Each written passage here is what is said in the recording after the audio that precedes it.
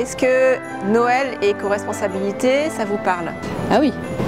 Et quelles sont les petites ou grandes actions que vous faites dans ce sens-là? Alors maintenant, j'évite d'acheter des sapins. J'essaye de faire plutôt des choses moi-même en décoration.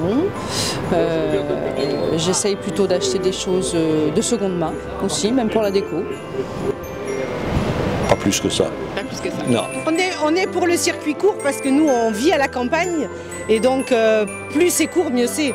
Voilà. Donc c'est très bien. voilà, ok. J'essaye généralement de ne pas prendre toujours sur internet. J'essaye vraiment d'aller dans le petit magasin du coin et de faire plaisir aux commerçants, de faire marcher les commerçants. Oui, on essaie de faire éco-responsable pour le sapin.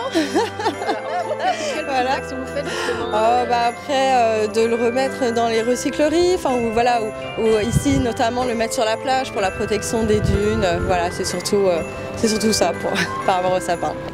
C'est compliqué, hein. Noël c'est la consommation. Donc l'éco-responsabilité, il faudrait que ce soit éco-responsable. Mais le problème c'est la surconsommation. Après le Père Noël peut maintenant faire des cadeaux un petit peu de seconde main et voilà, de plus en plus on se tourne vers ça de toute façon. Ou local, mais c'est vrai que voilà, le seconde main est assez de la partie aussi. Pas spécialement. Pas spécialement. Non. Plus ou moins, on le voit de plus en plus avec les jouets par exemple qui essayent d'être en bois, ce genre de choses, on le voit aussi sur les marchés de Noël.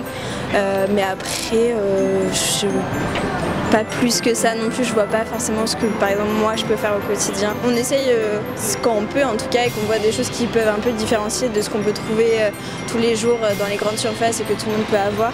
Je trouve que des fois aller dans les petits marchés comme ça, on voit des choses qui différencient et du coup ça fait toujours plaisir d'avoir quelque chose d'unique en fait sous le sapin.